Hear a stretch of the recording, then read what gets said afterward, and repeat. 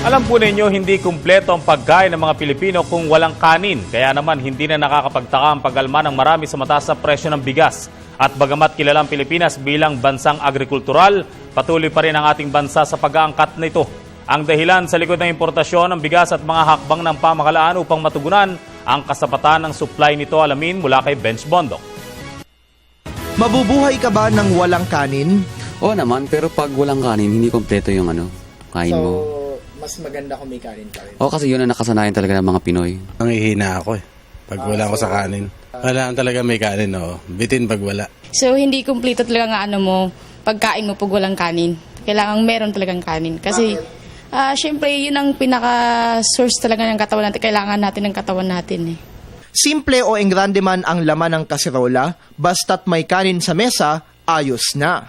At ang maliliit na butil na ito, malaking bahagi ng buhay ng mga Pilipino. Sa datos ng International Rice Research Institute, ang isang Pilipino kumukonsumo ng 123 kilo ng bigas kada taon.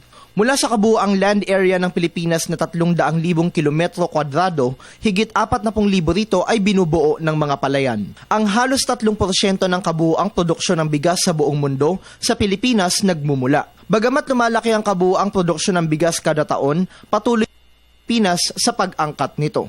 Kumpara kasi sa ibang mga bansa, maliit ang 4 na milyong ektarya ng ating mga palayan upang tugunan ng kabuuang pangangailangan sa bigas ng lumalaking populasyon ng bansa. Pinalala pa ang sitwasyon ng pagsasayang kung saan sa isang taon, ang 8 bilyong pisong halaga ng bigas na dapat sana'y matitipid na ng gobyerno sa basurahan dumidiretso. Noong 2013, naabot ang 77% kasapatan ng bigas sa bansa na nasa 18.03 milyong metriko tonelada.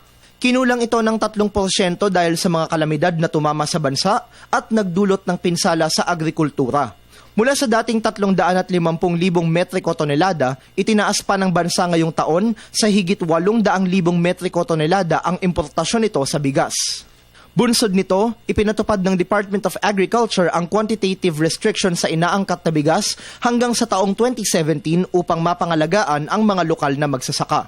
Gayunpaman, nananatili ang pagsisikap ng pamahalaan na mapalakas ang produksyon at maabot ang ganap na kasapatan sa supply nito sa pamamagitan ng paggamit ng makabagong teknolohiya upang makapagpalabas ng mga bagong uri ng binhi, pagbibigay ng subsidiya sa mga magsasaka at pagpapabuti sa sistema ng patubig sa mga palayan.